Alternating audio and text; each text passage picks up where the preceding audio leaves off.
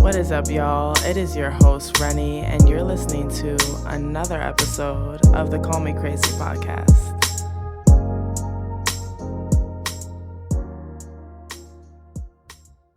Let me just turn this off. Oh, shit. I'm like... And I can't relate to that. Maybe it's because I always had that entrepreneurial spirit in me. Because they said I was born with a basket on my head talking about tamales or something. I've been selling shit.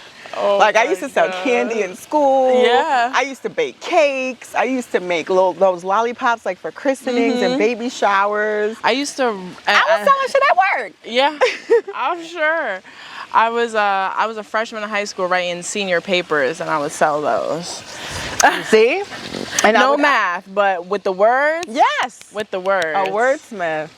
So when I see, even when my oldest son was like flunking college, I'm like, you're fucking dumb. I said, there's bitches who will like do your fucking work. Yeah. Like, you're stupid. Not only are you So lazy, you cute, can't be too. lazy and stupid. Right. Right? Like, if you're use gonna it to be your lazy, you have to advantage. be Yeah, crafty right. so that you can get shit done. Exactly. So I was like, you're just dumb. Like, stop. I can't be around stuff like that. I know it. I know. Yeah, it's very depressing. You know what? That's so funny you say that, because I've never talked about this on my podcast, but I haven't talked to my brothers in a couple of years, like really talked and hung out with them. And I don't think where they are is their fault. Are they older? Yeah, they're older than me. I don't think where they are is their fault necessarily, but at a certain age you have to take accountability. And unfortunately, like, Sorry. No, you're good. Although I love them to death and I would take a bullet for them today, I can't kill my brain cells right now. Like, I don't have time to just like fight to show someone their worth or their potential or what they could do, Or how powerful thoughts are in words. And I'll always say to them too, I'm like, when you get this, you'll get it.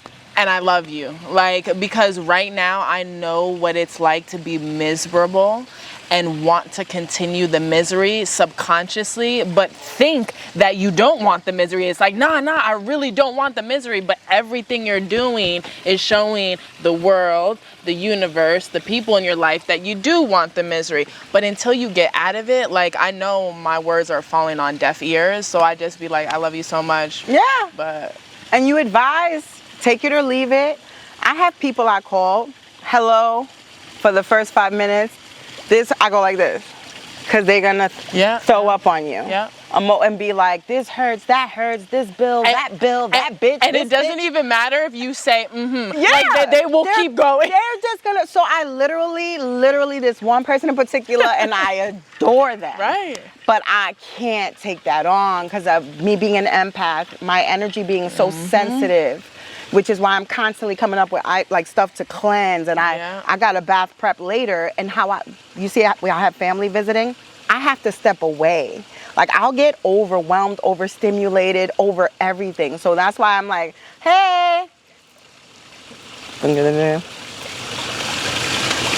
Yeah, right. And then it's like, oh, not yet. Did she stop? Because they don't take a breath. They don't take a breath. They don't need the breath. That is the breath. Yeah. Some people, they give them life. So I'm like, and then you'll tell them your body hurts because you're not moving. And they're like, I can't move because my body hurts.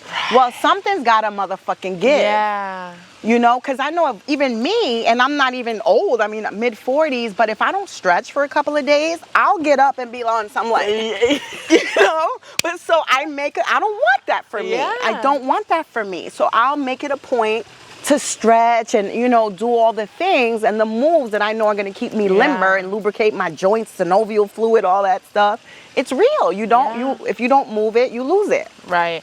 I forgot where she was from, but it was someone I was following on Instagram at the time, and someone was asking her a question. They were like, why did you stop nursing? And she said, because I was sick of being aftercare and I wanted to be a part of the preventative care. And that was such a moment for me. This was probably like 2015, 2015, 2014. And Oh, the job nursing. Yeah, the job nursing. Oh, I thought you meant nursing. No, And I was like, wait, I got a little lost. Yeah. Okay. So like a nurse practitioner. And she was she like, went all the way with it too. yeah, she was like, you know, I just feel like it like obviously nurses are needed, but I didn't want to be a part of that solution to the problem. I wanted to be on the other end. And it's just like, as you're saying, I don't know if it's America or if it's the world at large, but we oftentimes see things in a different way when we should be, or maybe not should, but it would be easier on us if we could look at them from another way. So just like you're saying, like, I remember having headaches and as a child not knowing what it was. And then I got older and I was like, oh, I have headaches because I'm eating candy all day long, or whatever it is, like, and so I know, and my body reacts, and it's and everyone's body reacts and tells you things. It's just a matter of like, can you hear it? Are you listening? Do you know what to listen to? And that's the other thing about people in medicine, like their job depends on us being unwell. Yeah. So hence the reason why I don't fuck with doctors. Yeah. You know, we see a holistic practitioner in Westport. Major is just turned 7, hasn't seen like a doctor since he was 2. You know, that's another reason we homeschool. Right. And so it's just like, wait a minute, you need me to be sick. That's like me walking around giving everybody eczema so they can like, hey, want some of this? You know, or poison ivy or some shit. Like I need you to be unwell so I can thrive, so I can live. And so, and they treat the symptoms. They never get to the root of it. That's why I like holistic medicine, but they don't have time to because it's a chop shop. Yeah. You know? So it's like, yeah, I don't know who trap started house. Get it. in, get out, get in, get out. I don't know who started it, but it's like everyone is following this business model. And it's like, let's be the most efficient, let's be the most cost effective. Fuck the humans, right? Like, and it's accepted here. It's accepted here. Because it's the American way, materialism. I feel so guilty. Like if I watch like a creepy show on IDTV, which I love, and I got JR into it, he'd be like, wait, like, why she did that, you know? And he like, he used to make fun of me and be like, why do you want to hear somebody get stabbed in the face 30 times? Right. I'm like, I don't know, but I find that shit mad comforting. Yeah. Like, I think it's because I grew up like falling asleep to Lifetime and like waking up to that shit and like falling back asleep. I live for it. And you know, I mean, I don't even fucking know. I think it's so funny how like it's probably been a solid 20 minutes and we haven't even introed what we're doing, why we're here. Who are you? Who am I? Like, I am so many things. Like I don't even know how I should introduce myself because like I'm just coming into myself in the middle of my 45th year, and I feel like I'm just in the past. You know, some stuff I've been through and had to fight back from, and I did that. Yeah. So that gave me a newfound respect for myself. And also, the business gave me a newfound respect and appreciation because I've never been proud of myself before Pure by Shasta. I'm Shasta. I've never been proud of myself because, okay, I have 2 master's degrees, and everyone in my school, my family is like, goes to school, everyone's a doctor, everyone's in law, medicine, doing business, doing some shit. It's like, okay, like that's what's next. I didn't even know college was optional. I didn't know the SATs were optional. That's not the environment I was raised in.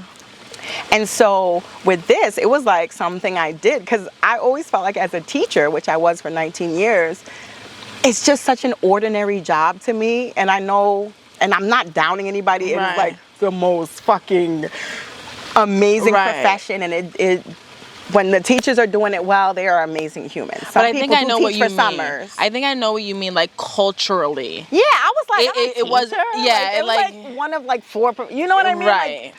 Like, you know, and everybody would be like, you don't look like a teacher. And I'm like, because I'm really not supposed to be one. I'm a teacher in the sense of I teach life. No, because that's what you continued to do. I was good at it. I connected with I taught special ed. So I taught kids who struggled. I taught kids who needed to be built up. I taught kids you could not lose fucking patience with. Yeah. Because that's the antithesis of learning, to be like, oh, hurry up. Like, and they're already like, ugh. Yeah. So it taught me so much. Those kids did more for me than I've ever could say I did for them. And I did a motherfucking lot for them.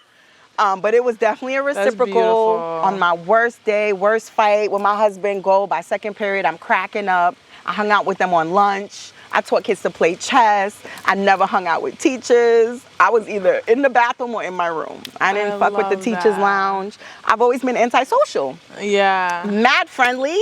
Mad antisocial. Me! That's literally me. No one believes I'm an introvert. No one believes I'm an introvert. Or ambivert. Right, whatever these new terms are coming up. My childhood best friend, know me since single digits. She always says, you're an introvert with impeccable social skills. And that will be on my grave. Because you'd rather be home. Yeah, I'd rather be home babies. with my dog, with my man. Like with the most minimal, that's what I want. And then when I'm with my friends, I love that one-on-one. Like I was even thinking about, like I was sending out my birthday invites, and I was like, I'm not gonna even be able to talk to everyone, and I'm not gonna. And it's like I'd rather spend the whole month having singular dates with everybody. Like it's Renny's month. Let me see one friend, one family member like a day, and that would just like make my whole month. Do you think it's because we are so perceptive and so sensitive that it's just too much? It's too much. And that's why I say I am friendly. I like people. Yeah. I just feel like I've been to people's homes where I throw up because it's just like either there's evil energy in the house or it's just too much. And I'll be like, I'll be right back. And I'm just like, nah. And then it's like I feel a little more composed, but it's literally like the energy was too much for me. And you know what, more power to the people who get energized by being around people. I love to be around people, but I mentally need to know, like I'm a planner in that way, where like if I can mentally wrap my head around being around a certain amount of people, okay, you tell me a week before, okay, see, but then, I'm gearing up. For me, my anxiety's gonna build. Really? And plus, if I made plans with you 2 weeks ago, I probably don't want to do them anymore. Yeah. So I like impromptu, like what are you doing tonight? Plans or tomorrow, but like the whole week out, it's just. And during COVID, that you said that power to the people who were like, I need outside. I'm like, what? I hope we never come out of lockdown. I was in my glory, trapped at home with my favorite people. What? That shit was everything. And you were in this home too. Not yet. Oh, not but yet. We were in the process, but it didn't matter. I could have been in a box. I don't like going out. I'm like, you can order everything. You know, like, why aren't we outside right now? And my ex used to have to drag me out to be social. I'm like, let's just stay in and watch a movie. I'll make a picnic in the living room. Like, nah, we're gonna have one in the park. JR like? Hell no. He wants to be outside. Okay. In the mix. So it's a nice balance because he'll pull me out. He'll be like, we haven't seen your mother in a month. Like, and I'll be like, oh yeah. So then it's kind of like that. I feel like that's how mine is for me. Like he's very outside. He's very, let's just go out for a drink. And I'm like, babe, we have like a whole bar. Right. And it's 75% off at home versus outside. But like he loves to be out, which is fine. And what's his sign? He is a Gemini. Geminis are very social because we're air. Yeah. Aquarius, well, I'm fire. We're air sign. Y'all need us. Yeah. There's no fire without air. I always with my JR, my Leo. Like, you know you can't live without me, right? Right. So, but yeah, I mean, it's funny how we can become something to the point where we can't even convince someone. And I'm like, no, I swear I know myself better than you do. Babe, I promise you, like I'd rather be home. Yeah. No, but you're so fun. You're like dancing. You're the life of the party when I get there. And maybe that's why it's so exhausting. Yeah. Because people are looking like to us to have the energy. I never fucking thought of that till this minute. Because I'm like laughing, I'm telling jokes. But we're in the epicenter and everyone's around us. It's like, yeah, I would thrive around me too. And you get home and be in the fetal position. Take many a smoke break in the car. Like, come on. But so that's why the working from home, this was the first time, because the business had just started pre-COVID, and I was making money at work. Right. So when school closed, I was like, fuck, just when my life was about to start. But then I loved being home and just being with them. And we know a few people who separated and divorced that were like, oh wait, I don't fucking like you. Like, I didn't even know because I was never home. And so from what I understand, there are a lot of relationships that were not COVID-proof. Or, there were some people who actually blossomed during that time, which is beautiful too. But why was I thinking about the jump offs? Like, I know. I was like, oh my God, what are all the side chicks and dudes gonna do? The sneaky links. Oh yeah. Cause you can't, like, where you going? Everything's closed. The world is closed. The roster is closed. No rest, and like, but you gotta go because you got a whole family. Yeah. Isn't that wild? Terrible. That's terrible for the people who have led like quadruple lives. It was really that was a day of reckoning for them. Yeah, it was really a smack in the face. Like, I saw this comedian who was like, chicks won't date a dude that live with his mother, but they'll date a dude that live with his wife. So it's not that part. That's the part. Yeah. So I know someone who's older than me. I'm 45, who's considerably older than me, who confided in me that she was dating a married man, and I don't want to be friends with her no more.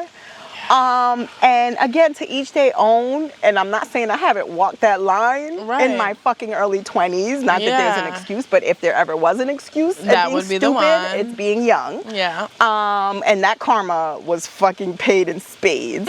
So I am all set. I don't even want to be near the shit, so I don't even got to tell you. Yeah. And I'm just like, how do I tell her? Because I felt like I had a spiritual connection with her.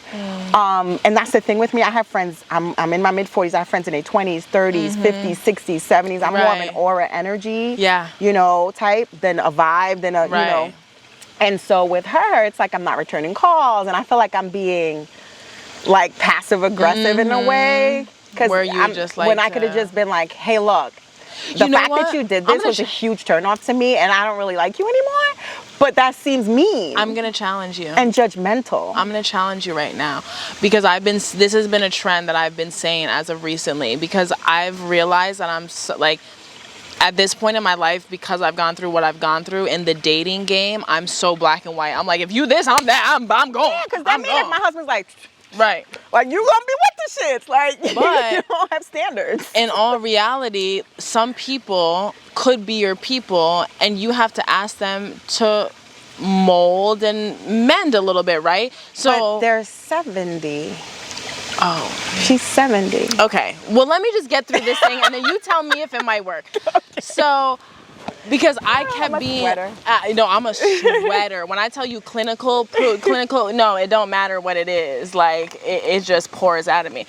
But so I was telling myself, I was like, Renny, you gotta be a little bit better. Like, I'm always quick to jump, to go, because I'm just like, I'm not dealing with it. I'd rather be alone, you know? But then I realized, I was like, in romantic relationships? Yes. Okay. And actually in everything. Okay. And so I challenged myself, and I was like, I think I should let people know how I feel before jumping ship, and maybe they can adjust, because I'm willing to adjust for the people I love, right? So if someone tells me, hey, you're not telling me I love you enough, I'm gonna start telling you I love you every single other day, and that's not gonna do anything to me. But that's a behavior. Okay. To me, this is a moral character compass. Flaw. Yeah. Where in your fucking very mature mind, again, not making excuses, but being young is people do dumb shit when their brains aren't fully formed, and they just don't think, you know. But after a certain age, I think certain things are unacceptable. Yeah. And to me, for you to every time be able to tell yourself it's okay to be like, that means there's something inherently wrong with you. Yeah, you're right. And that to me goes way deeper than just like, hey, I need you to not do this or that. Yeah, this is like, put the you're toilet a fucked seat up down. person Yeah, to me. no, that's true. Yeah, like, you're grimy. Yeah. And so, And I do my best to stay away from grime. And at know? 70, I hope I'm so apologetic that I'm in a, not this is not personally, I'm a monogamous mommy, but if I was her at 70, I would want to be in a place where I could be in a polygamous relationship or something where all parties. Her husband died, and she basically, I don't know. I think the dogs want to come up. Yeah, here. So it's just one of those things. That is crazy. But you know, I do pride myself in being accepting of all types, because I have friends, like, I don't care if you on drugs, do drugs, if you a hoe on the weekends, a weekend warrior, you know, are you a good person? Because you can be a good person and indulge in certain activities and stuff. But there are certain things where I'm like, okay, if I will willingly and knowingly and willfully bring harm to someone else who never did anything to me, because I'm with the shits if you fuck with me. Right. But, you know... And that person has no idea. No idea. Has no idea. And even if she has an inkling, you have a responsibility on your own that has nothing to do with her husband that's wrong. Like, you should not... This is... Yeah. You're right. Yeah. Okay, so... Basically... You want some water? Yes, I do. It's more hydrating. And then we do shots. Yes, okay. And then we do other shots. So... Yes, it's alkaline. We bought a machine that makes different alkalinity waters, and it's been so useful in my business. It makes hand sanitizers, toners, and then we can drink the 9.5 or 11.5. That's how I make my sea moss gel. So it worked out. And that's why I said with the business, everything I've needed has flowed. So anything that doesn't flow, I don't force it. Like, I was trying to get into a Sunday market. It was just like there was too much going on. Like, I'm not supposed to. It's not supposed to be. But yeah, we should probably introduce ourselves. Yeah. So this is another installment of the Who is Renny series. Hi, my name is Renny. This is my podcast. It's called Call Me Crazy, because I talk about everything and anything. Any topic, any subject, any person, anything. This is where I get to dump everything. What I love about this platform versus Instagram versus Facebook versus all these things is the barrier to entry is so much higher. So you really have to usually sit through 30 minutes of something to get the side of me that's controversial, or to get the side of me that's like, you know, that just like definitely says like, you're not from Connecticut, you're from Queens. Like, it takes a little it takes a little minute, but that's what I love about this, because it's you have to be so interested to get that side. Yeah, there's layers to it. You don't want to give it all at once. That's why I be trying. I could be a dating coach, and I would love to help people, you know, find their other half. Yeah. And I think that's one of the hidden gems. Like, stop giving away so much so soon. Like, give people time. I'm always like trying to get to know you, and don't like on the first date be talking about your childhood and stuff. Like, slow down, selector, right? So we be on our queen shit over here. So we're about 40 to 50 episodes deep here. Wow. And I just sat back and I was like, I focus so much on other people's brands, their businesses, their, you know, their personal experiences, their opinions, their thoughts. And so what I really do usually is I bring someone on so I can have a sounding board and talk about something that I'm interested in. But throughout that, the majority of the video and the content is surrounded around that person. And although I love that, I was like, I feel like I started this empire and no one even knows who's behind the empire. And you could probably do a podcast all by yourself. All by myself. I do have. Just switch chairs. Right. I do have solo episodes, but that's actually a funny ass concept. Yes. Switching. Okay, I'm using that one. Because we have so many stories and so many layers to us. Hey, it's just But yeah, so I met Shasta a year and some change, 2 years. I think it was at one of the the Socialista events. Or was it at the mall? It was at Blackstone's in Stanford. Oh! Yeah. Oh, okay. Was that the first so time? the Stanford Women of Stanford event, was Isis there? I don't think Isis Isis was Ray? there. Okay. I know Isis. I don't think she was That's where there. I met her. No. This was Pearls and Places. Okay. Yeah. Mm-hmm. That's where we met? I think so. Okay. I think so. Yeah. And so I was. These networking events are so cool, though. Are so cool. Like, I was there speaking on a panel. You were there vending. And I will never forget. I felt so bad. I walk up to Shasta and I go, "My dog's name's Sasha." And she goes, "No. Sha. So, introducing Sasha, not to be mistaken with Sasha. And that's what everybody calls it. But that's fine. I'd rather be one of your dogs than some of the people that I have had the displeasure of being acquainted with. Right. But yeah, I'm Shasha, and this Sasha is like my second lifetime of, of how many iterations though, but this is like my second major lifetime. Yeah. Like, I've had multiple careers. Right. This is my second marriage. I was a serial monogamist, so I've had several long-term relationships. I have 2 children that are 21 years apart. So I've lived just different careers, but this is like, I've come into my own. Yeah. I'm settled. I'm happy. I'm like proud of myself, which is like, what? Growing up, no one ever told me they were proud of me. I'm proud of you. I'm proud to know you. So I'm like, wait, aren't you proud of me? Like, Yeah. I've always been the type like seeking it Yeah. because I didn't get it, and no one like hung up my pictures. I'm getting a little misty-eyed. No one like put my hundreds on the fridge, and every kid needs something different. Yeah. Some kids don't need stuff like that, Yeah. but being the youngest kind of makes you like, look at me already, because you're the baby and all that stuff. But my father was always working, excellent provider, but you kind of got to be there. And then my mother was just really depressed. Like, looking back, she had me. I'm the youngest of 8. She was 35 when she had me. So my mom had a kid. My mother had like 5 kids by the time she was 25. So you'd probably be a little depressed too, and I'm not downing motherhood. I could not fathom that. Your whole existence just being about like always changing. Like, she changed diapers for 10, 15 years straight. So looking back, I feel like they did the absolute best they could, and I have no regrets because I love who I am.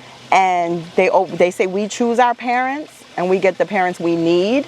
Like, some people need the coddling parents, but I'm like, I could have used a baby picture or 2, but it's all good, because when you're the youngest, you ain't got no baby pictures. Yeah. The oldest has the most, and then it slowly trickles down. They're like, yeah, she's little, she'll get big, we get it. Yeah. So, but I definitely love how I was raised. My parents did not baby us. They didn't.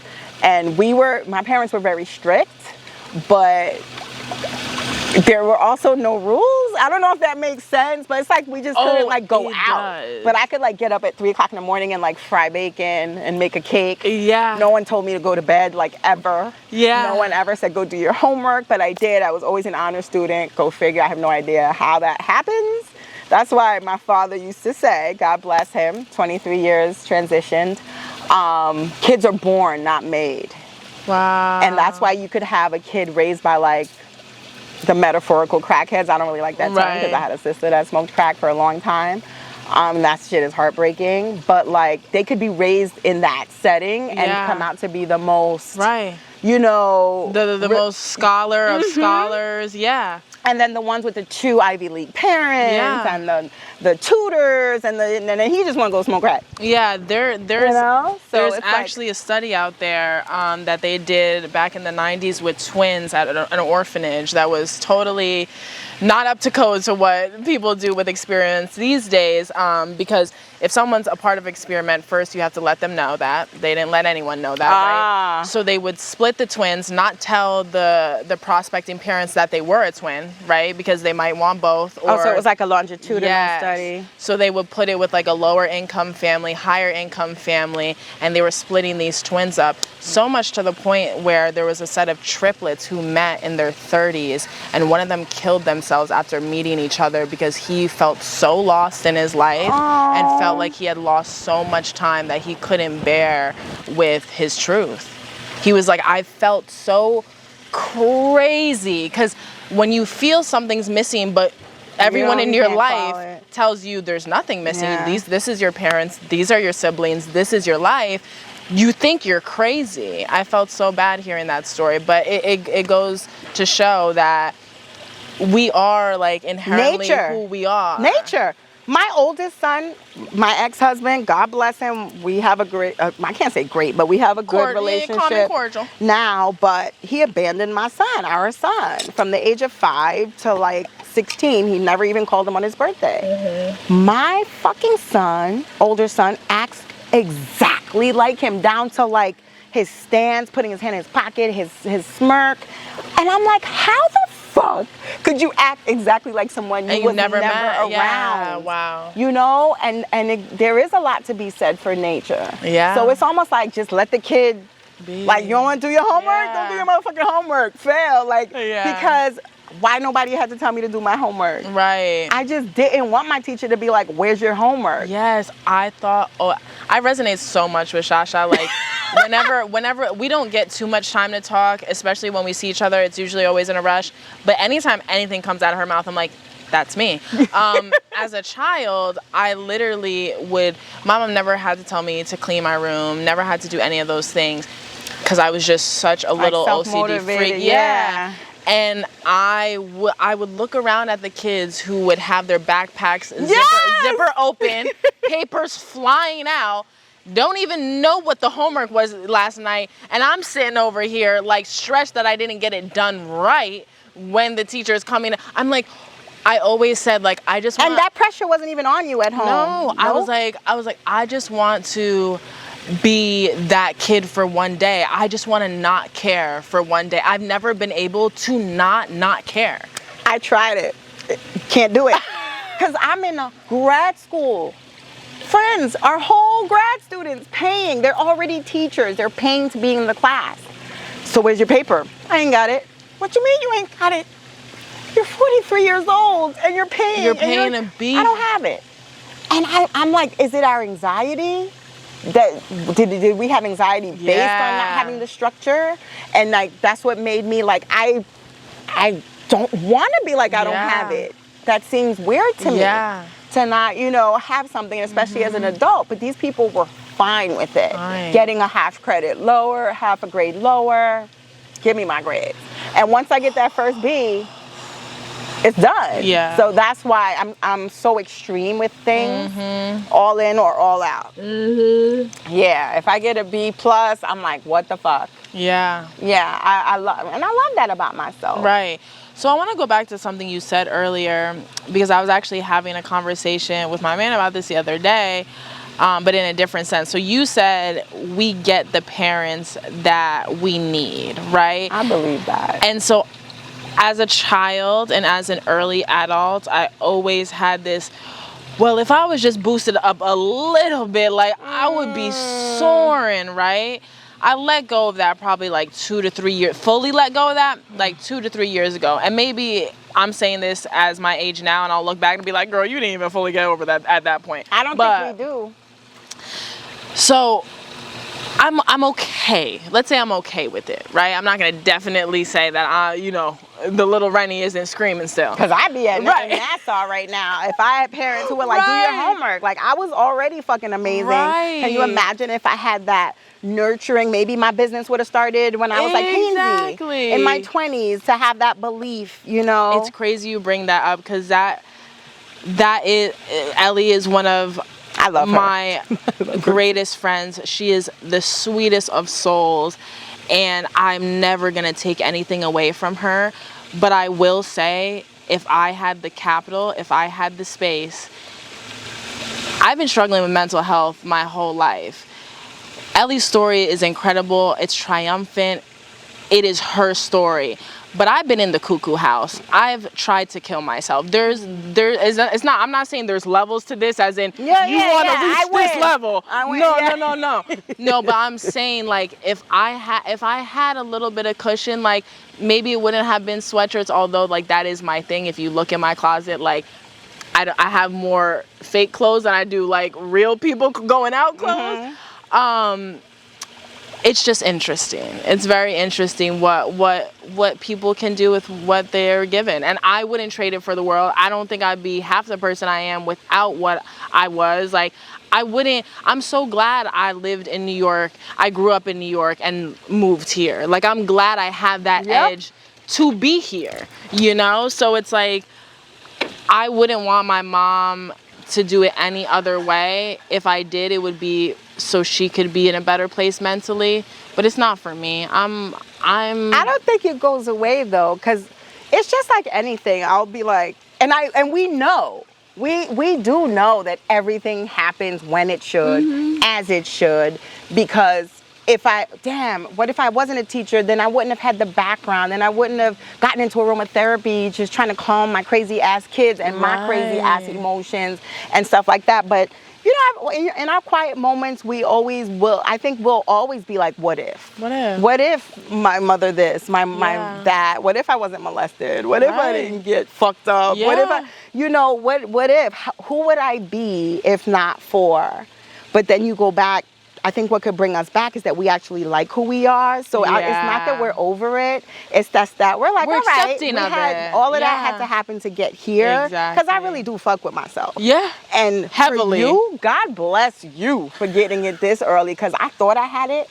But you'll know based on what you tolerate. Nobody couldn't have told me I didn't fucking love myself.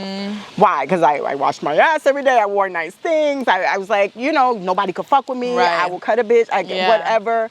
But I didn't like myself. When I look back at the shit I put up with, like in relationships, or even like walking down that road of being grimy, in relation, just like, no, I don't think I did. And it's not, for me, it wasn't until I had no one to rely on, and it was like, bitch, you about to die if you don't bring yourself back. Like, this is your time. Tap in, because if you don't tap in right now, you're done. You're tapped the fuck out. You're done. You're done. And I think if you can crawl and crawl, like, knuckles bleeding and nails ripped out, and then you get to the top, you're just like, you know what? I did that. No matter how ugly it looked or whatever, it's like, so that everything just starts to make sense. So if you were coddled, would you have been strong enough? Would you have been able to survive all the crazy shit that was done to you? I don't think if you were, so it's like when they say you get a thicker skin, like, your fingertips won't burn as easily as like right here. Yeah, you get the calluses. So I'm just like, I'm so grateful for the parents I chose, because let me tell you, my mother never stood on a line. I got that from her. My mother goes to the fucking front of every line she's ever been on, and no one questions it, because there's a secret to it. You just gotta look like you belong there. That's like the secret to life. And as black people, we do this a lot. Like, just act like you belong here. Like, everyone wants you here, and no one wants you to die. Like, so, and that's it. And if you can convince yourself, you can convince everybody else. And so, and that's why I've seen people try to do it to me, and I'm like, bitch, I was taught by the greatest. Get your ass to the back. Class D, get back there. So I'm grateful. And right now, being an Aquarius and raising a fucking full-on Gemini, I be tired. But I also know I have to let him. I'm trying to not do all the things that were done to me, and sometimes I'd be like, but what does Major if you just got whooped once? Major says to his father, Mommy always lets me have my feelings. And when I heard him say that once, and that was the resolve that I needed. I don't think it's fair to hit kids. I know people are very like up in the air about this, spare the rod, spoil the child, but how the fuck you hitting somebody because you're mad or frustrated? Because they're smaller. Because if you did that to your spouse, they'd say you were abusive. But someone smaller than you, who looks to you for everything and who sees you as a protector. And then you're hurting them. And it's because you're fucking mad. Yeah. You know? And so when you're doing it, then it's just like, don't do it. It's not right. Punish them. Discipline doesn't have to be corporal. No. Doesn't have to be physical. We're not saying don't discipline your child. Yeah. We're saying don't crush their little fucking spirits. Yeah. We're saying don't confuse them. We're saying don't injure someone and make it seem normal and wonder why people engage in self-injurious behaviors later on or in abusive relationships or things that don't validate them because they were fucking taught to be tore down by somebody who was everything to them. Kids love their parents. You could fucking put out 7 cigarettes on a kid's forehead and they will fucking hug you the next day, a little kid. Yeah. So how could you abuse that? It's crazy. How could you abuse that love and trust that only a child has? Only a child. And I think an animal.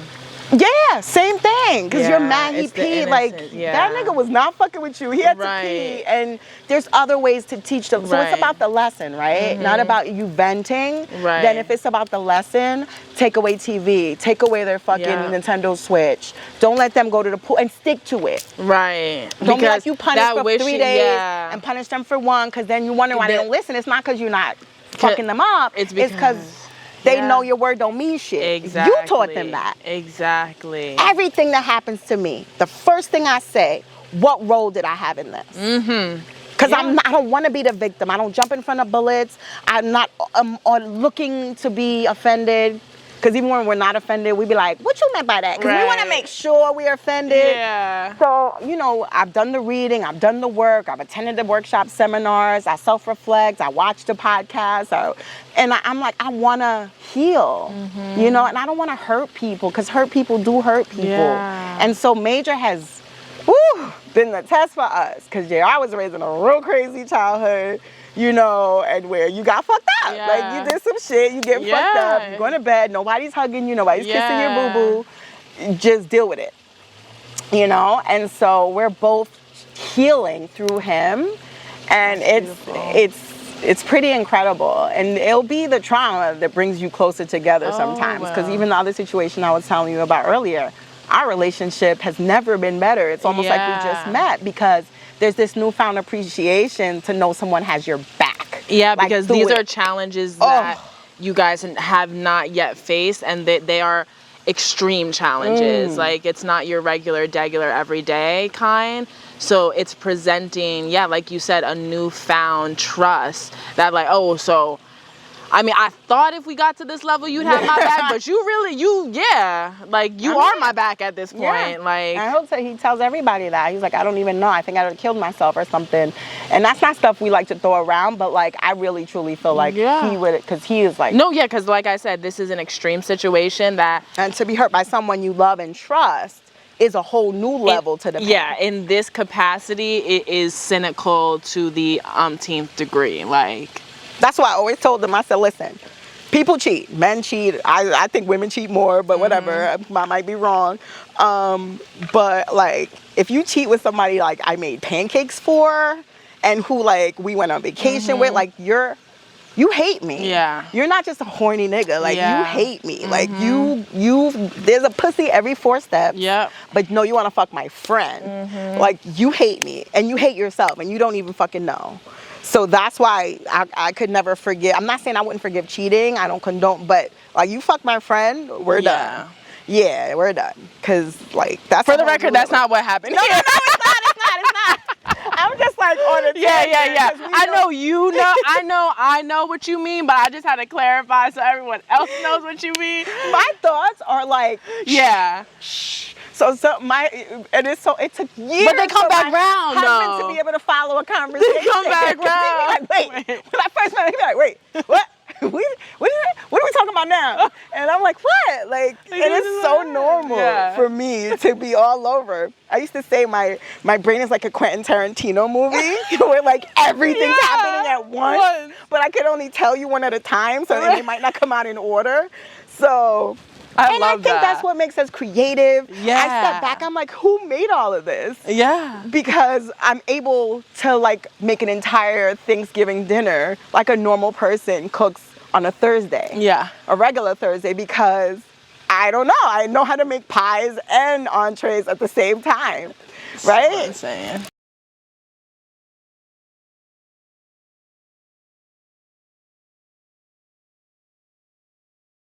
Love it. Major was like, Mommy, I said, Major, look how brown I am. He's like, Mommy, you're still white. Every once in a while, he's like, Mommy, you sure you're not white? Like, I catch him looking at me. You sure you're not white? I'm like, Major, black people come in every respect. We are the mother of creation. He's like, but the way I came out and the way you look. My friend told him last Saturday, you got tan. He said, I'm always tan. I'm black. He was like, you know what I mean. I can't with him. But, he's literally one of my favorite people on this earth. I'm sorry.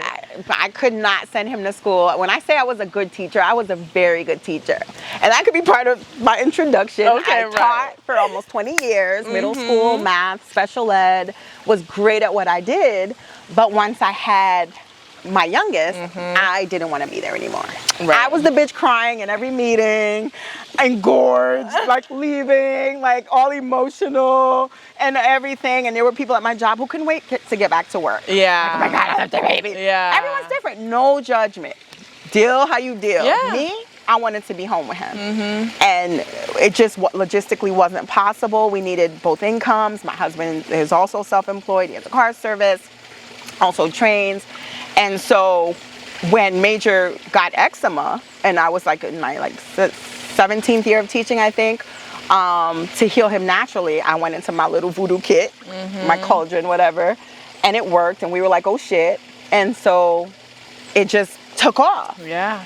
And so we then went remote, which allowed me to grow the business because I was teaching remotely. I tell the kids, and today we're making candles because I taught math. I'm like, we're doing measurements. I made it relevant. I take them to the mall. I was really working my kiosk, but I act like, because when we were doing percents and sales and commission and tax, I'm like, oh, we're going to Bloomingdale's.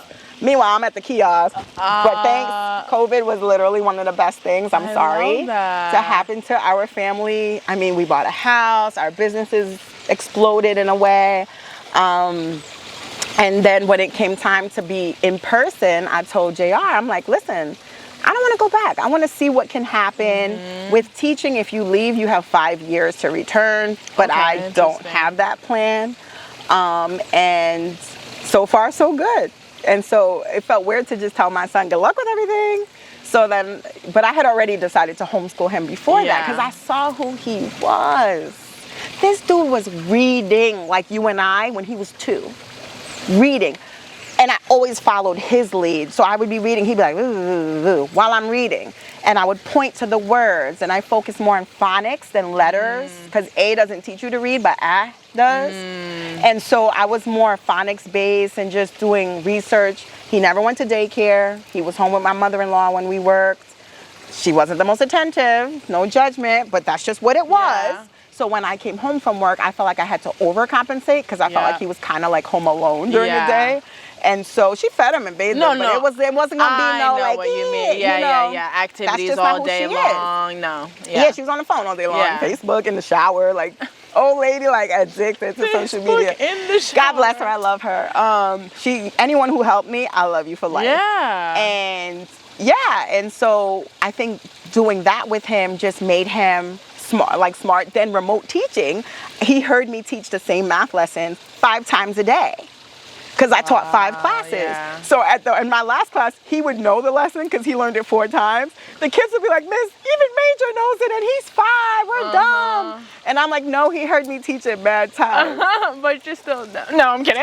And so, right? I know. No, you're not still dumb. He's just still advanced. He is. You're on the level you're supposed to be at. You're fine. And so, and the products, I think, bring joy to people because they bring joy. They brought joy to me. First of all, they helped us purchase this house, which we're technically not supposed to be in, right? Because, home ownership, black people, y'all know the history. Just me rolling down the street was enough. They was like, who is this with all this hair? Like, must be going to the brown people's home. Yes. Surely am. One of my neighbors came and told me, another black family moved down the street from me. And I was like, okay. They're probably my Word up. Let me go let them know that the secret society meetings for the black folk in insert the town that you live in, I'm not about to dox you. Yeah, I'll let them know. Thank you so much for informing. Like, what do they think we do? I don't know. Especially when people find out I'm Haitian. Then they just think you know every Haitian they know, which is probably true. But like, come on. So now I get to homeschool. So there's a joy in that. We go year round, 3 days a week. Summer slide is real. I never believed in giving summers off. I used to give my older son work, like little spelling tests. There's no reason to be off during the summer. We're not an agrarian society anymore. Kids are not needed to harvest the crops. But somehow we just keep doing what we're doing when it comes to education. Yeah. The shit they're teaching has no relevance to the world we live in now. Are you kidding me? I don't want a doctor that's new. Yeah. They cheated on everything. Like, you don't need to know shit between AI and this and that. And we thought we were doing something with Cliff's Notes back in the days. Like, shit. I would have been like... So this is like why I think I'm so grateful for the products. And like I told you, I'm just finally proud of myself. What gets me sad sometimes though is that, so my mom is in hospice. I know I'm going to go depress people a little bit for a quick minute, but I'll bring it back. She's in hospice, been for a year now. She just turned 80. We didn't think she was going to make it. Alzheimer's, disgusting illness. But she pretty much started leaving us when my father passed away 23 years ago. So I wish they could have seen this. And I know they see it, but I want to see them see it. So my mom hasn't known us since I was pregnant. Like, she forgot everyone. So, and now she's just basically catatonic, you know? And then, you know, I make my father coffee every morning, real shit. Like, my Major sees him here all the time. He's a prophetic dreamer, and he sees people, and I encourage it. And, but I wish they could see it. I wish they could see it. Let's just break that down for the layman's. So you make coffee for your father, who is not presently in a human body. Any day, that God woke him up. And I'm not religious, super religious either.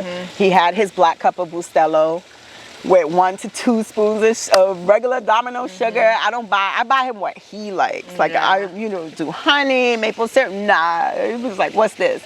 So I still make his coffee. The next morning, I pour it. I have a hydrangea bush in front of the house. So I pour him alkaline water and a cup of black coffee, and I have a picture that I make my coffee or tea, and I sip it with him. And I thank him because I always feel him with me. And I know he's so proud. Oh my God. And being around entrepreneurial parents, my father came here with nothing from Haiti. Bought real estate all over New York. I have a house in Haiti, bought my mother a house in Florida. He was a cab driver, hustled. And that's why I say he was never home. He wasn't, well, he probably was home, but you know, he had the like kids we met at the funeral, like, what the fuck? But yeah, Big Papa. But he left for work at 4 a.m. and like came home at like 10 a.m. 10 p.m. You know what I'm saying? So he came home, slept, woke up, made my mother drink a cup of coffee every morning. The bitch is still sleeping. He's like, bitch, drink coffee. And he would tell my one brother, respectable men don't sleep past 5 a.m. But he didn't bother us, the girls. But just men have to be up by 5 or you are not a man. And that's why to this day, there's certain attributes. Like, I see a man eating a yogurt, I'm like, or ice cream. Like, my father would never lick an ice cream cone or like wear jewelry. Like, he had his little wedding band, a necklace, you know, but like the accessories and shit are like, I don't know. My father is like the epitome of manliness to me. And when you do it too much, I just feel like my father would be judging you right now. Right. How do you feel about that? Because that's something that getting back into the dating game, I took a little hiatus there. Good. I'm a serial monogamous as well, right? So serial monogamous, got out of a super physically and emotionally just draining relationship, right? Abusive in all categories. And so I took, like, I want to say a solid year off of any even flirting. Like, I wasn't even looking. You was like this. I wasn't looking at niggas. I was like, if you got a penis and you're not trying to be my platonic friend, here's the dough. Like, I did not want it. I was just like, I'm so traumatized. I don't want the male energy around me. So that was that. Dip too. I'm listening. And so I took that year off. Then I got into like a little bit of flirting and stuff. But I really I was like, I don't want sex and I don't want companionship. Because you had enough of that. Yeah, I was just like, that's all I got from that relationship. I need to know who I am outside of all of that. Right. So then, you know, I want to say like a year ago or like less than a year ago, I was like, all right, let me try, because I feel like I'm in a place where like I want that added value, that added oomph, right? Because my life is amazing alone. And when I say that, like, alone with no roster, like, no one believes me when I say this, but like I see it though. I saw you transform, because I started following you early, and you were pretty candid about like shit you were going through. Yeah. So, and I saw, and I was like, okay. And I saw you started dancing again, and started like, your light came back on. Oh my God, that was... your light came back on. Motherfuckers will dim your shit, and it's because they don't have any, and they don't want you to have that shit. Damaged people, every time somebody abuses somebody, I always be like, what the fuck happened to them? Because we're all born and you good. know what's crazy? Like, the craziest shit happened to that boy, and I will always feel bad about it. Yup, see?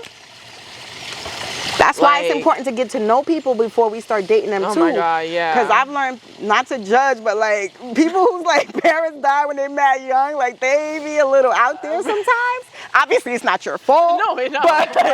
But I've noticed a pattern. Yeah. Like I've known a few people, and they were all like kind of weird, you know, and not a good weird. So we have to be mindful, especially when you're gonna start a family and all that, because that shit trickles the fuck down. And that's what got me out, y'all, because I really had a moment, like a couple of months of that relationship, where I was like, I'm gonna die here. I'm gonna either die being married to this man, but then I was like, wait.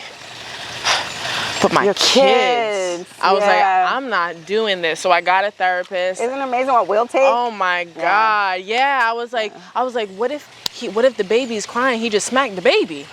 What if he... And it happens. What if he does what he did to Bo? And what if he beats him with the Frosted Flakes box so hard that there's blue on the wall? Like, the child, like, he did it to my baby, but like my skin baby. Not saying that these aren't my babies, because like, they are my babies, but we know that. Anything you keeping alive is your motherfucking baby, and you are a mom or a dad or parent. You keep, the shit will die if you check out. That's your baby. Yeah. So, yeah, and it was just like, so now I'm in this period where, like, again, I was telling you at the top of the middle of the conversation, like, I won't take no shit, but I'm trying to be a little bit more malleable. But yeah, so you're overly defensive and protective now. And that's important too. It's a happy medium that needs to be had, because I just can't be like, well, fuck you and fuck them too. Like, you'll be lonely. You'll be lonely. Exactly. I know people like this. One heartbreak and they're like, fuck it. Humans. Like, I don't care who you are. And it's sad to see. It's sad. So I bring that up to say, now, in this era of my life, I've always, like, as a little girl, so again, like, this comes full circle. We are who we are, and then along the way, things shift us and change our direction, but we are who we are. So, like, as a little girl, I always want to be married. I always wanted to have a home. I always want to have kids. I always knew that I was traditional in that sense. At this age now, and after going through what I have, I'm now, like, I feel like I'm a little bit more traditional than the average 2023 woman dating right now is. I think that my husband should take care of the bills. I feel like if I take out the trash. Right, and take out the trash. Like, I'm going to provide a full worth salary of money through my business. We can allocate that however we'd like, but you got to take care of the bills, because if I'm pregnant, or if I got to take care of the kids all day, every day, or if I got to... And then they want you to back it up at night. Right. Talking about they don't get none. Yeah. Nigga, I pay the bills. Like, exactly. Exactly. So, I feel like I'm traditional in that sense, where I feel like there's certain things a man should do, there's certain things a woman should do. I'm that way too. Yeah. I truly am that way too. Like, my husband, I've gotten gas twice in 10 years that we've been together, and he apologized to me the whole day before, day of, because then it just logistically he fucked up and he had a trip and there was no, just put $5 enough to get you there. I'll do the rest. And this is like a thing. Yeah. One day he forgot to take out the garbage once because we had a little visitor the day before. And then Major was like, Mommy, I've seen him do it. It's actually not that hard. You just drag the garbage can up the driveway. He was like, I'll show you. And I'm like, it's not that I don't know how to do it. It's just that I don't do that. Yeah. And one day he goes, Mommy, what if Daddy dies? You really need to learn how to do laundry. But I don't do the laundry. But my husband will act like he will starve if I don't cook. And he used to cook in his previous relationships.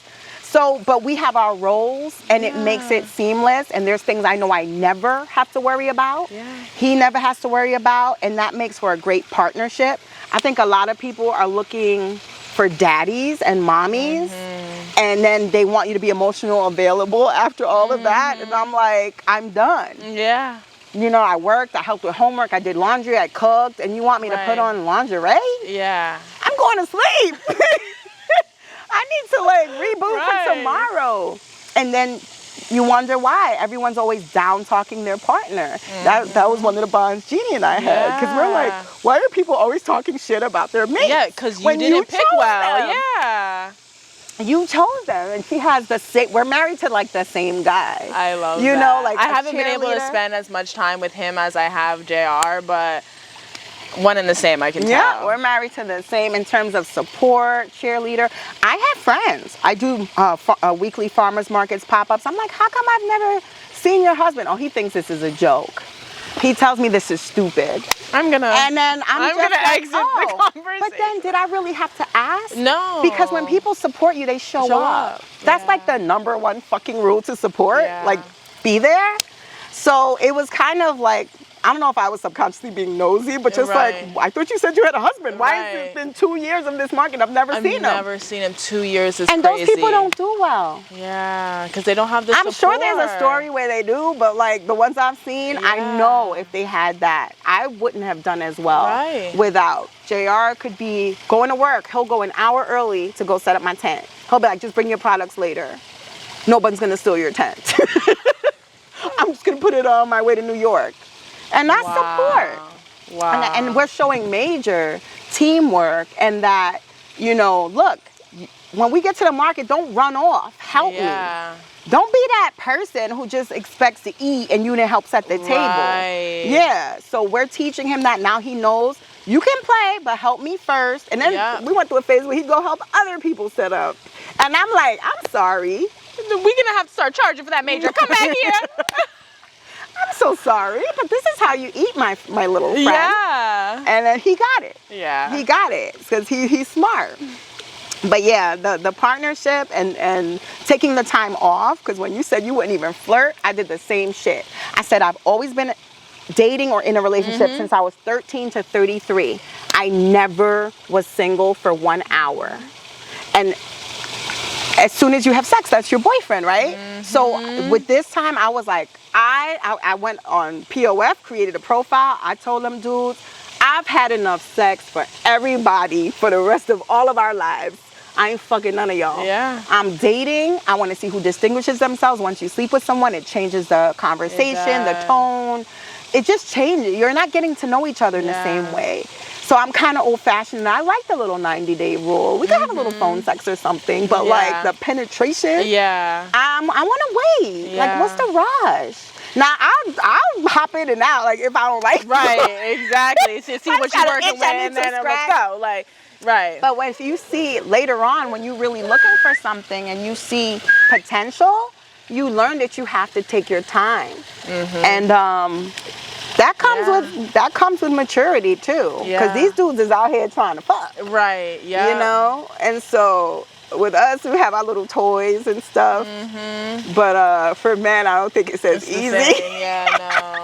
These toys be. But listen, I don't know. The toys these days, I've been seeing some ads, and I'm like, they might just cancel the whole vagina. Whole thing. Because there was one. I sold sex toys for 6 years. There was one that goes on the shower, and it literally, I have that one. I was like, whoa, I haven't been shopping in a minute. I believe in that. I believe in self-pleasure. I remember back in the day, Oprah, she used to tell people girls would be virgins longer. Majors outside, I'm just letting you know. If we taught them how to receive pleasure. Say it again. If we taught young girls, not saying young, right, but like, they, 16, whatever the age you'd be starting to fuck, like, that it's not just about getting the guy off. Like, yes. and how do you know what you like if you've never, like, how can I show you my button if I don't know where my button is? So that's the thing about, she was like, people would probably stay virgins longer if it wasn't just like, I gotta please this guy. Yeah. He wants to have sex. Yeah. I just started having sex for me for the first time ever. You see? And I've had communicative partners. I've had people who say they want to do that for me, but I've never physically or emotionally been able to open up like that because of what we are taught. I always say, I've been off of porn for 5 months. It's been a very easy thing to get rid of. Yeah. But imagination does wonders. It does wonders. It always has for me, but when I get lazy, I would go there, right? And so I had a homegirl of mine who's married. Yeah. She was like, me and my husband got rid of it, and it's the best thing that's ever happened for our sex life. And I was single at the time, and I was like, might as well, because I don't use it that often, so like it's an easy thing for me to give up. So I downloaded an app that like counts days, and I'm like doing like a little bit, like I'm like a purge. Yeah, a purge, because I'm like, that shit up for Lent. I could do this for a lifetime. I just want to see how long I go, like on the app, but I'm giving up other stuff and things as well. I want to just cut back on, so you could just track, like, even if you do a 6-day streak without something. You want to be in control. Yeah. And so I thought about all the things that I like in the bedroom, and I'm like, would I ever like any of this if I wasn't shown it? I wonder who I would be sexually if I never watched a video a day in my life. It's crazy to think about. And I think porn also has like these unrealistic, because the labiaplasties women are doing now, because I don't know, we're taught like this a pussy's supposed to be like this cute little slit. And it's like these women had it because that's their profession. It's like if you're a dentist, you're gonna want to have some good teeth or hair, whatever it is. But it's like, damn. And that's why I'm like, is it that the majority of men are pedophiles? Because they all want a size 3, hairless, a very young looking partner. Yeah. You're low-key a pedophile. Yeah.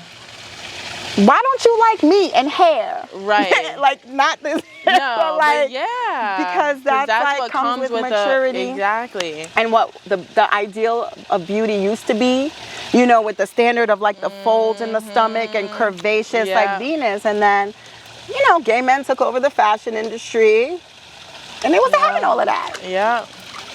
Wax it, get rid of it. Get it out of here. Yeah. And it needs to look like it's on a hanger. Yeah. Yeah. It's crazy. Self-acceptance. It's true. Self-acceptance. That's why I worry about these young girls and kids with all the filters and just, I got Facebook in my 30s. My mother. I worry about I literally. Always trying to look 15, everybody. Every time I take a picture with her, put on a filter, I go, no, you can do that on your own phone. Yeah. When you die, I'm not going to be left with a bunch of filtered fucking photos of my mother that aren't really her. I want to remember you. A photo is already a compromised image of someone. You know what I mean? Like, at the end of the day, that's like kind of not really what you look like already, because you're already going through a lens. You're already going through something, right? Then you're gonna put on a like, Mom, you are so beautiful the way you are. So beautiful. Like, and it just like, it pains me, but I let her do what she wants on her own Instagram, on my phone and in my photos. You gonna be you. And kids pick that up, because Major be like, Mom, you look amazing. You look 15, and he thinks that's a motherfucking compliment. Yeah. Like, well, what if I am okay with looking 45 and a half? Yeah. What if I'm perfectly at peace with that? Yeah. Matter of fact, I like telling people I'm older, so they could be like, I look amazing, girl. I'm like, I'm 53. Didn't I get cuter? Yeah. Because you want to know my secret now. It's so crazy. Like my aunt just posted the other day, and it was like a Facebook tag, and it was like people who are proud of their age, like drop some photos, and she was like, I'm 65, I'm proud, I walk every day, like, and I was like, I love that. Like, I love to see that. My aunt. Aww. Yeah, on my dad's side. My Aunt Carla. And I love that. And you for know, her. Black crack a little differently. Right. I said black had to be good for something, right? Black don't crack and Asian don't raisin. So you'll see me at 100 looking.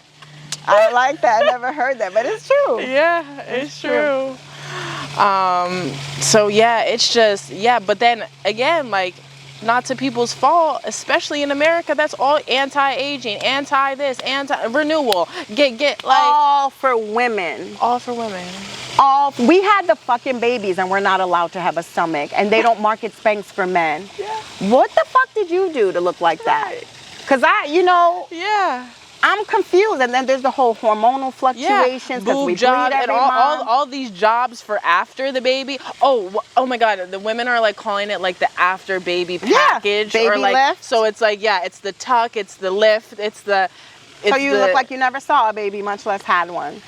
And I was anti-snapback. I started a campaign after I had Major, but I got caught up in it. Yeah. And I was a trainer, so I had that added pressure of like, well, you're selling fitness and wellness, you can't look fucking out of shape.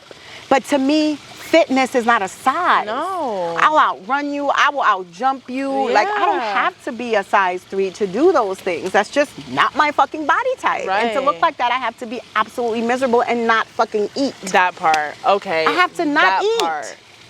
My mother-in-law, I had the baby. She's like, I thought breastfeeding made you smaller. And I'm like, bitch, if I don't eat, he don't eat. Because when I would try to cut calories because of the pressure, I wouldn't produce as much milk. Right. And I breastfed exclusively. So I was just like, no, I don't care how I look right now. Is that okay? So it's, and if it's not okay, why isn't that okay for you? Because we fall my body? For it. Yeah. Sometimes I put on heels and like, how the fuck did we ever fall for this? Right. With the crunched up toes and walking. You ever left a party crying? No. Or limping? No. Oh, you don't do that? No, because I grew up in New York, so we always have the sneaks in the back. I mean, I did too, but every once in a while, you forgot, or it doesn't work, and it's just like, why? I've never seen a man limping from his shoes. I got caught up in it too, so much to the point where they were selling this spray that would numb the bottom of your foot. But then the next day, when the numb would go away, it's boom, boom, boom, boom. The toes is throbbing, they're bleeding. Because you were ignoring the signals. Mm-hmm. So you bad. were ignoring the signals. This is my little friend. Hi, Major. Hi, Major. Can I get in the pool now? Can you give us like a few more minutes? And then you come back in like 10 minutes. Did you eat your mangoes? No. Yeah, have that. See, Grandpa's not listening. Tell Grandpa he's fired. And then have your mangoes. And you finish your smoothie? So come back in a few minutes? Yes. Okay. We love you. Love you. I love you too. And I had to also, speaking of him, I had to correct my husband in the beginning when he'd be like, that's like a girl, or why you crying? Yeah. And I'm like, no, we're not doing this. Mm-hmm. And he was coachable. He's not always coachable. As a Leo, you know, y'all are not always the fuck coachable. But I said, what are you telling him? You know? Because I know adults who were told, females who were told not to cry. Mm-hmm. And I have really close friends I've never seen cry. And to me, that's not normal, because everyone who knows me has seen me naked and crying, and sometimes both at the same damn time. So that's when you're the most vulnerable. So, wide open. For me to be friends with you for like 10 years and I've never saw you cry and I've seen bad shit happen, like, I'm a little concerned. Yeah. Like, who's the crazy? And I used to always say crying at work strategically makes people leave you the fuck alone. Yeah. No one on my job fucked with me. I could sell crack at work. No one would have told on me. You weren't allowed to make money on the clock. Yeah. I was walking around the building. I had a mysterious bag with me at all times. Fodders, candles, mist. No, and bitches were getting snitched on for selling little nail polish. I was selling straight toys up in the building. Yeah. I am crying. No one told. Meet me at the car. For your bullet, for your 6-pack of bullets. Yeah, and it was just like, I think it's just who you are. People, I never told on people either. Yeah. I have a problem with you, I'm coming to you. Yeah. I don't go above you. I'm like, listen, you're not gonna be sending me emails with exclamation points, because that shit makes me uncomfortable. And then they look at you and they never do it again, and they remember who you are. Teachers can't go to the bathroom. We joke, we have the strongest bladders, and I used to go to the bathroom. I didn't try, like, do it on intention, but like if I taught 4 periods in a row and I'm like, I'm fucking going to the bathroom. Come back, my supervisors in my classroom wouldn't say shit to me. Other teachers would get written up for abandoning their position, abandoning the students. I'm like, wait, where are you? I had to go to the bathroom, sorry. And just come back in. People who are like, why is everything about color? Because everything is about color. And we weren't the ones who made it about color. But now when we want to make things about color, we're like all wrong. Right. And I'm telling you, that has a lot to do with why I keep him home. Where we live is not a high percentage. And I don't want him to be the black kid in the school. Right. Oh, and then he's the remarkable black boy too. Like, he couldn't just be the normal black boy. Like, he gotta, you know, and then it would be even more. Like, I've been told I speak well for a Haitian by, like, in my grad school by a professor. Oh yeah, everyone while growing up called me a panda or an Oreo because I'm black on the outside, but I speak and I act white, right? And I would wear that with pride when I was younger, because when I moved from Queens to here, the idea, the expectation is always that we're gonna act a certain way. And so when we don't, and I'm sensitive to that when people comment on majors' behavior too, because I'm like, well, what was the expectation? You know, and I'll be like, The other like guy that was at somebody doing a pop-up, and the guy was like, I can't wait to go home and jump in my pool. And I was like, me too. And he was like, You have a pool? You swim? Black people swim? But there's a whole history behind most black people not knowing how to swim. Yeah. There's a whole history behind all of that shit. And we are the ones who drown the most. And that's why I made it a point for him. Why black people don't like dogs? Like, everything comes from something. It's true. It's true. I forget the whole story, but it was like the bathhouses. Once black men had the time to swim after the war, it was like, oh nah, we can't have black men swimming. We're white women. Separated it. White people started moving to the suburbs, had their pool clubs and tennis clubs and their private pools. Nobody wanted to maintain the city pools anymore because it was only people of color. And they would close or just not be maintained. And then here's the whole stigma of us, quote unquote, not wanting to get our hair wet. It's not that. It's that that just wasn't in us. People talk about DNA and stuff being passed down. All these things are passed down. I don't think there's like white behaviors. It's just what you're exposed to. When we go skiing, we are like, you know, not one of many. Yeah. You know, and it's weird. Yeah, I envy that. I hate that shit. For my black friends. I want to get back on the slopes because I love seeing my black friends like going on a snowboarding trip or like doing things like that. Because I gotta connect you with the group we're affiliated with, the Snowboard Lords. Stop. And he teaches people how to snowboard and ski. Amazing. JR is one of his dearest friends. He's the one who taught Major. I love it. And I want him to know there's nothing he can't do or have access to, and just believe in himself. And both my parents were entrepreneurs. My mother was always making $1 out of 15 cents. Always. Like, she would buy toothpaste, sandals, remember those like Chinese flip-flops with the mesh, sell them in Haiti. That's what I witnessed. And so looking back, I'm like, your parents don't have to tell you start a business. When you see it modeled, you know, just like you don't have to, no one told you to be a hoarder either, but you saw that shit. And then it was normal. He was like, can we have a drawer for his pajamas with holes in them? And we were like, no, because, and then he's like crying, freaking out because of a pair of pajamas, right? Remember that day? Yeah. Then we made him watch an episode of Hoarders. And then we went online and ordered the same pajama in a bigger size, and it was a sale, so he ended up getting like 4, and we showed the beauty of letting go can bring blessings, and we show how you just start keeping one little fucking thing, and then all of a sudden the table's covered and you can't see your table. You know what? Learn how to let go. I hear you, Major, because I'm that type of person. I grew He up. wants to keep stuff. Yeah, I grew up in a household where, everything had to have a function, and that, you got to keep it because it has a purpose. You just don't know it yet. You got to keep it around because it The will. broken flashlight could right. be a hammer. Exactly. So Yeah, you might have to get tie it. somebody up with I that get it. twine, that You know ball what of twine. I'll give you a secret. Wait, I have a secret for you. Okay. She's my little best friend, y'all. But I'm going to say it out loud. So, for me, when my clothes get holes or they get dirty, I put them in a separate drawer and I call them my painting clothes because I paint sometimes. Oh. So they're either my painting or dog park clothes, because at the dog park, dogs can jump up on you. They get you muddy. You don't want, your nice clothes to get all dirty. And then when you paint, you also get messy. So maybe if mom allows it, I don't know. But that's my secret. Okay.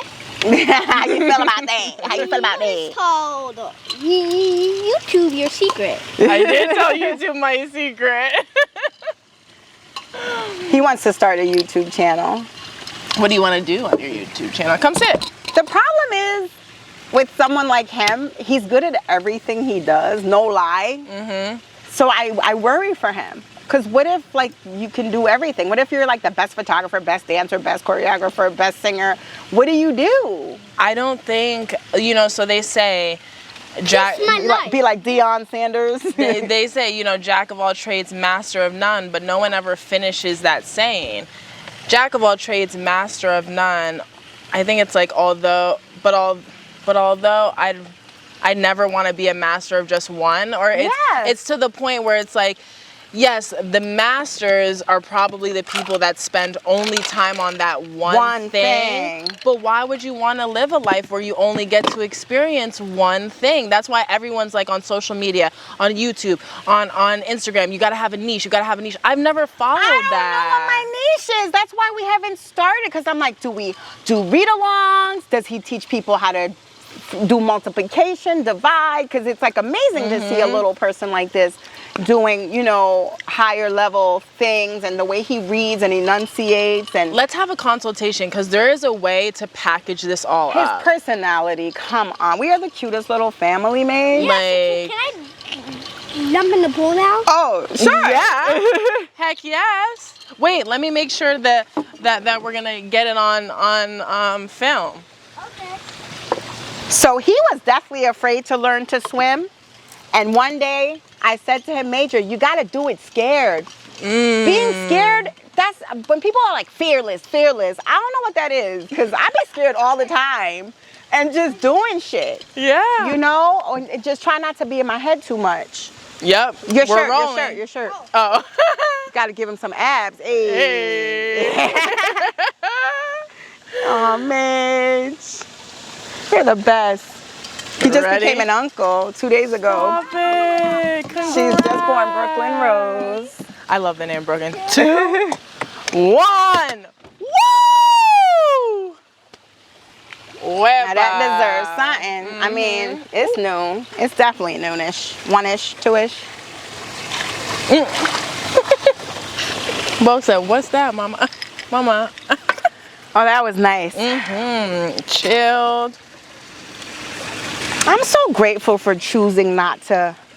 And I know it's not a choice for everybody, but I could have really went crazy. And I don't like that word crazy because that's not a real thing. But I could have, it's a pull. Yeah. It's like the good, the dark, the light. Oh, but it's being able to like be like, nah, I ain't going out like that.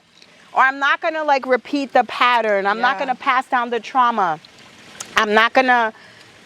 Even now in my relationship, and I notice, when people are like, oh, the old ball and chain, like if you're just a man's piece and you're not talking to him all crazy, like you're wondering why he's not gentle with you, because you talk like a man and you're yelling all the time, and sometimes I'll say something and I hear my own voice like, ew, like why you have to say it like that? And self-correct and go back and be like, you know what? I didn't have to say, aren't you gonna? Yeah. I could have just been like, can you? Yeah. And then also, I don't wait for people to write letters or buy me flowers. Major, that's not wise. I'm sitting on it. I'm quite heavy. I'm You are solid strong. as a rock. So you stay on that side though, because Daddy's gonna paint that side. So when you take that pressure off of people where I'm not waiting for you to buy me roses, I know exactly what flowers I like. I know exactly what words I want to hear about myself. But somehow we were taught along the way to seek outside of ourselves. And when that's not available in any capacity and you have no one left but you realize you're enough. Right. And anything else is extra. Yeah, and also going back to, oh my God, they're the cutest ever. I cannot. Oh, you took a picture? Oh my God, where's my phone? My phone is probably. Oh. Yep. I be like, I did that. I could have been straight up here talking to the waterfall. That's how crazy I was. And answering. But, and that's why I mean, sometimes I'm in situations I'm like, y'all so lucky I'm not the old me. The old me. But I'm lucky too. Yeah. Because I don't want to be that person you bump into me in a supermarket and I'm ready to fucking scrap. Right. Like, what is wrong with you? Yeah. So now, the other day, this lady, left lane, definitely she was doing like 50 for no freaking reason, no cars ahead of her. I don't care if you're doing 90. If there's no cars ahead of you and there's a car behind you in the left lane, move. So, and I just did a little toot because I was on my way to work. She was like, in the rear view. I was like this. She got so confused. I threw her a heart. And then when I went around and I made myself wait, so that I didn't do that and then the look, I waited, stayed behind her, and then I went and I did not look at her. Cause that look that we feel like we need to give is, I used to throw fucking golf balls and quarters. I had a whole little part in my car just for people who was gonna piss me off that day. And on the LIE, on the BQE, everywhere. Listen, the same way I said everything has a function. Let me move, baby. See, any trash, I move for the baby. Any trash that would be in my car, I'm like, you know what, we gonna keep it in the arsenal. This is for later use. And terrible. Now to know, I just feel like if I don't love you, you can't take me there. Because it's in the moment. I used to match energy. I don't do that. That's the difference. If I don't love you, you can't take me there. How could you have me livid, ready to go to jail, and I don't even fucking know you? That means something's off. And so what I say is that person has to be with themselves. All I got to do is go to another register, ask for a different person, and not engage, not take it on, because everybody's going through something. I know a lot of people who have valid excuse to be evil, bitchy, mean, they're in pain, they're in this, and they choose not to be. So it is a choice. And so just move away from it. Don't match it. You can't be up here and just because somebody else is having a bad day, now you having a motherfucking bad day. It makes no sense to give people that control over you. It makes absolutely We're in control of so little that those type of things, when you realize how powerful it is and how all these stress hormones and acid and your blood thickens and cortisol increases and you're aging. I could have had like 4 less lines if I would have just got it like 5 years ago. That it's all small shit. It's all small shit. It's all small shit. It's all shit that you can ultimately control. Now, we're not saying that the world can be controlled because everything's going to happen. No, we're just leaves blowing in the wind. God is in control. Right. But you can control your response. Your response. And I didn't want to say that because it's so cliche, but when you get it, the cliche stuff actually feels normal. And it's never a cliche. Just like there's truth to some stereotypes. There's like react versus responding, reacting versus responding. When you're reacting, you're doing it from your ego. You're doing it from survival mode. You're just, and it's stuff you went through. Like I was bullied and abused, so you ain't fucking with me. I'm gonna fuck with you first. You ain't stronger than me. You ain't tougher than me. What you wanna do? I always swung first. Let's go. you know, and now I'm like, you know what? I just want to go home. I just look at my life. I just want to go home. I just want peace. You know, that's I don't want to have a heart attack. I don't want to like hit you. You fucking hit your head on the pavement. And then now my son gotta visit me because I couldn't just walk away. You know, it's just not worth it. Just walk away. Let them win. Just Road rage. I used to, I have hit cars with my, like on some bumper car, like in a psychotic, like I'm tougher than you are or as tough. Who you lose in the end. And he knows this about me. I think that's another reason why, even though we let him be himself, like he's himself to a point, because he knows both his parents are a little out there, but like he's safe. I saw it in the water. That was crazy. Do you know how crazy mommy is? Mommy didn't tell me to bring my suit. I got a brand new suit that you can wear for sure. It was one of my goal sizes. Oh, please. You are a goal size. But I say that to people. I'm like, I am someone's goal weight. You are. Yeah. You're literally on someone's Pinterest board. Like, but the thing is, we're just taught, like, you got to have, like, no stomach. All these people with the surgeries, there's going to be all these repercussions down the line. Oh, my God. Yeah, it's terrible. You know, there's, and people are now saying, oh, you only look natural if you're broke. You know, anyone with money is gonna fix whatever needs fixing. But what if you don't feel broken? Right. I feel like if I could say anyone who has money that looks the same, you could tell me. If not, Alicia Keys. I feel like Alicia hasn't done nothing, and nothing at all. And she has not had money. And now she has the most money. Yeah. And if anything, her skincare routine probably just got 10 times better. But I do not believe this woman has gotten anything done. And that takes a lot. And she went through a lot. Yeah. But it also takes a supportive partner as well. Who's not telling you need to change. If you're trying to feel that pressure as a trainer too. You know, and then just like knowing maybe I'm not this person's body type. And I'm like, but I'm a whole fucking vibe. Yeah. Like, you know, so every guy will be like, oh, you weren't this. Like, I was too light or too this or too whatever. And it's like, but like, I'm so amazing they couldn't resist. Right. So like, you're just going to have to be with this. I'm not adapting. I'm not losing weight. I'm not going to be tanning all day long. It's just like what I like. And mind you, the sun is one of my vices.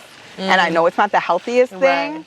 But I'm pretty healthy aside from like alcohol in the sun. I mean, I eat really well. I work out every day. I mind my business. I drink alkaline water, produce. You got it. Stress relief. But I love the sun. Yeah, I love the sun. And the sun loves us. From what I understand, one day it all shows up on that one day. And you know what? Yeah. So be it. Right. So be, what if I die before that bigger day? problems Jokes at on hand. y'all, right? Yeah. Well, we got bigger problems at hand. So I'll wear a hat or a sunscreen on vacation. Yeah. But I feel like the sun in the U.S. Yeah, it ain't hitting that hard. No. No. And with him, because he's younger, like between 10 and 2, if we're at a thing, I'll put a white hat on him. But I love him getting brown. We were taught as kids, stay out the sun, you're going to get black. Yeah. And stuff like that. Neutrogena, I remember the year they came out with 100 SPF. And at the time, I didn't know what SPF. 100? Yeah. I didn't even know that's a thing. I didn't know it was a thing either. But it popped on the market, and I surely was buying it. Just for stay the fucking years. side. Yeah. For years, I was like, this is what I'm going to do so I can stay light.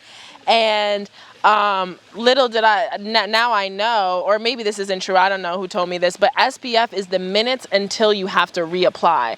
So they're all the same. Factor. Yeah, so they're all the same level. It's just, okay, SPF 30, you got to reapply in 30 minutes. SPF 100, you got to reapply in 100 minutes, babe. It ain't making you no lighter.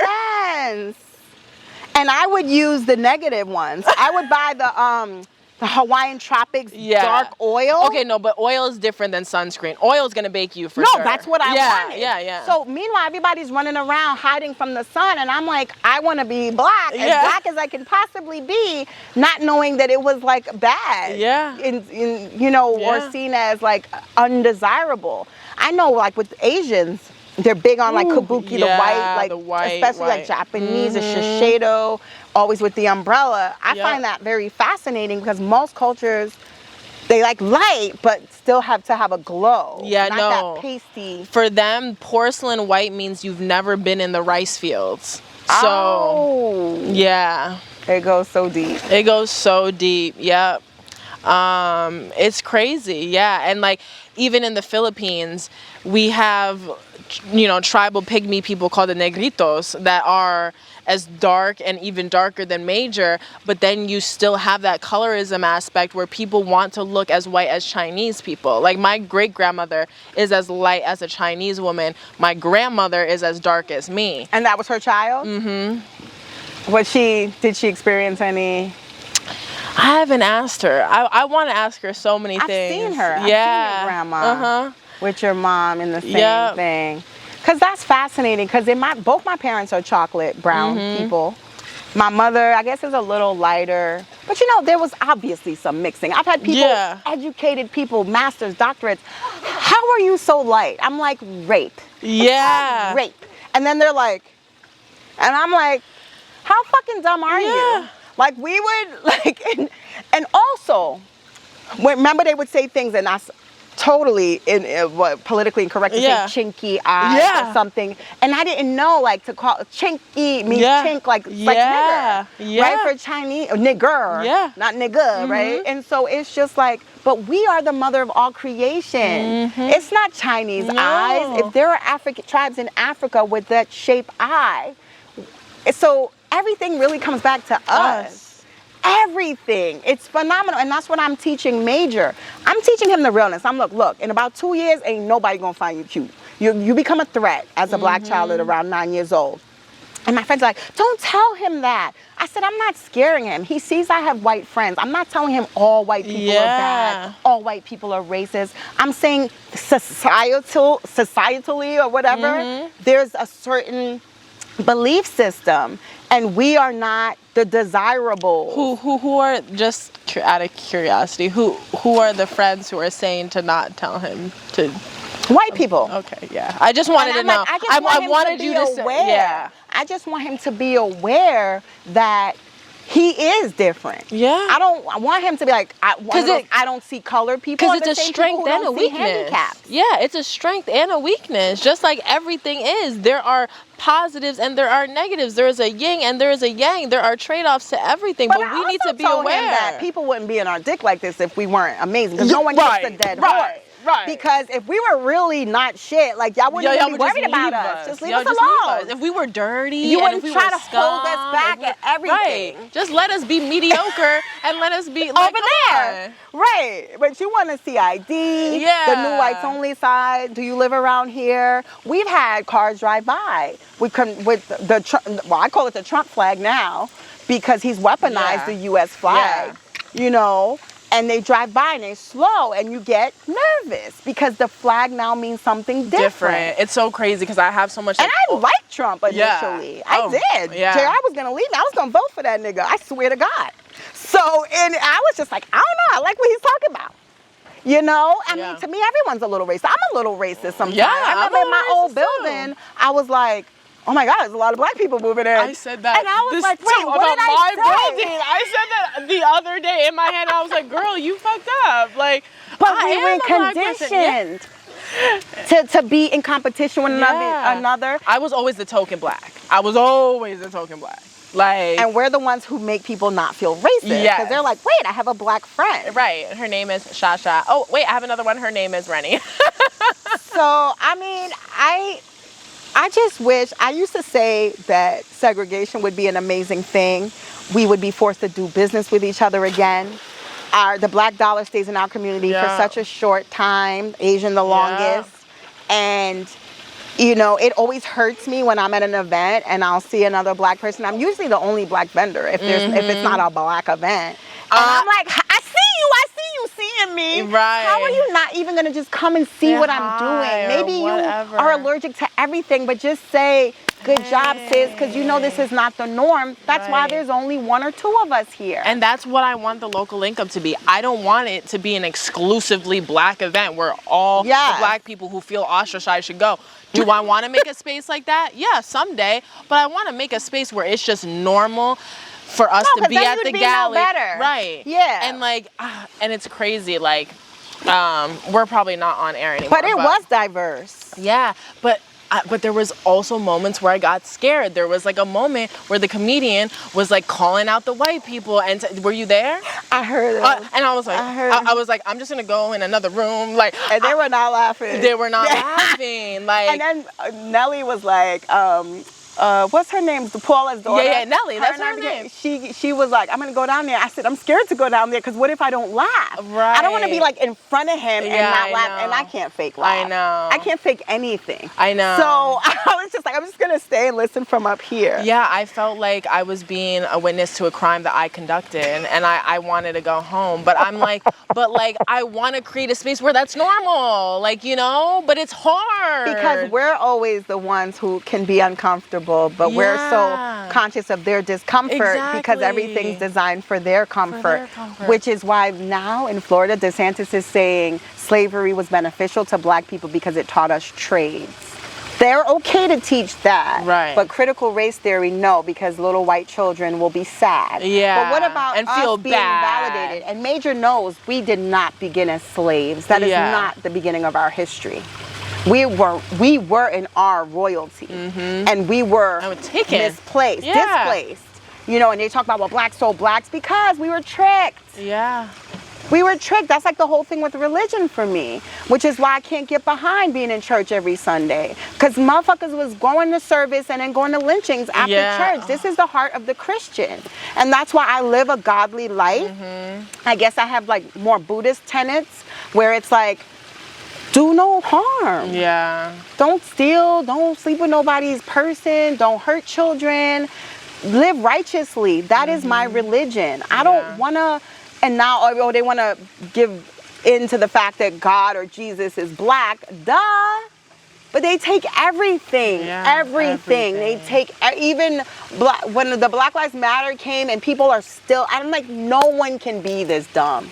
Yeah. No one or tone deaf. Like it's just if somebody was like only Black Lives Matter, then I can get where you'd be like, no, all lives matter. But we were the ones being murdered and dragged and separated, and they wonder why black men leave. And there's this black men don't leave all the time, but people are conditioned to think that. But there also is that history of being separated, and the man that was used, the stud slave who was built perfectly, who they wanted to get as many copies of him as possible, he would have 200 kids on the plantation, the one man.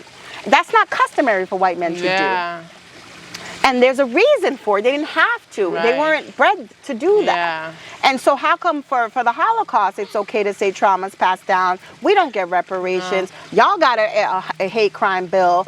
Come on, that shit just started with COVID. And all of that shit was signed into effect because it's like 17 Asians got punched in the face. And meanwhile, for centuries, we've been dragged and killed and lynched. And it's like, really?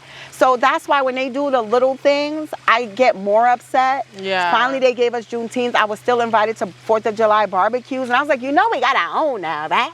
Like, I want to say it like a slave almost, because I stopped celebrating the 4th 10 years ago because that's when I learned about Juneteenth. And I used to teach my students even before it was a holiday. Last reset. Last reset. So part of my awakening, spiritual awakening and everything was Major. He's a huge part of my growth. I was really crazy. Oh, I acted really crazy before him. I was like wild. And now everything I do, I'm just like, how will this affect him? And it's just that little pause that will keep you off the 7 o'clock news. All the time. All the time. Because literally every time I leave my house, I could be on the news because there's always people doing dumb shit. And I'm very easily triggered. But what happened is I've just learned that I can just reset myself. And you breathe, filter through it in a way you never did before. And I feel so good after. I feel like a big girl. Like, look, I could have. And you know what? Sometimes I should have, but I still didn't. What do I always tell you? Whoever stays calm.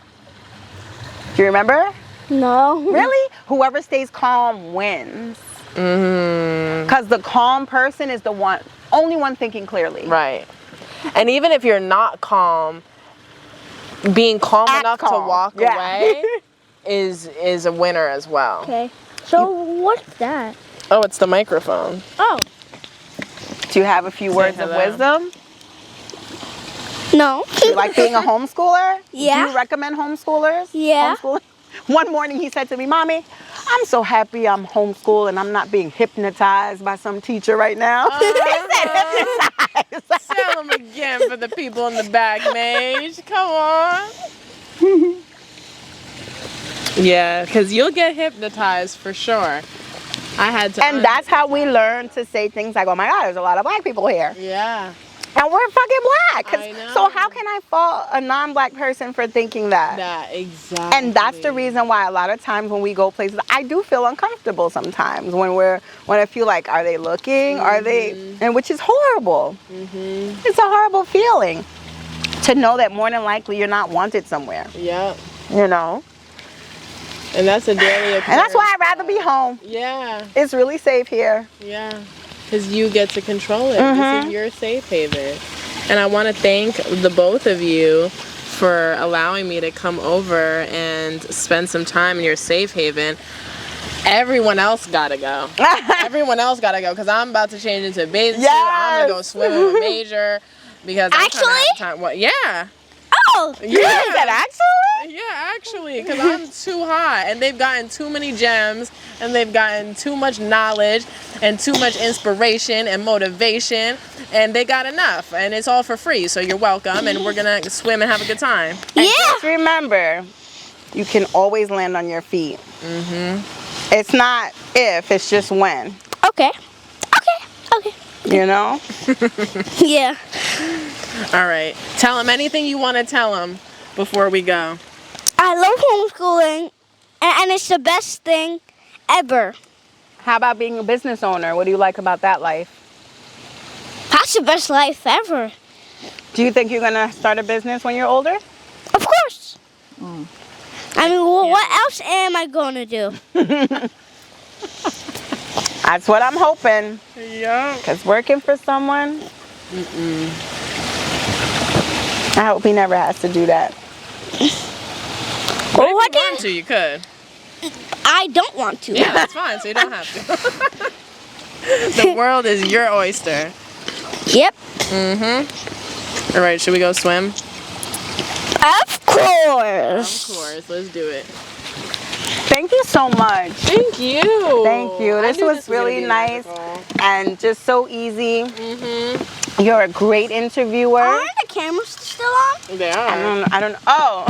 I can't stop from here. You got to get off me. Oh. And I wish you so much success in what you're trying to do and just what you're doing, I should say, because you're doing it.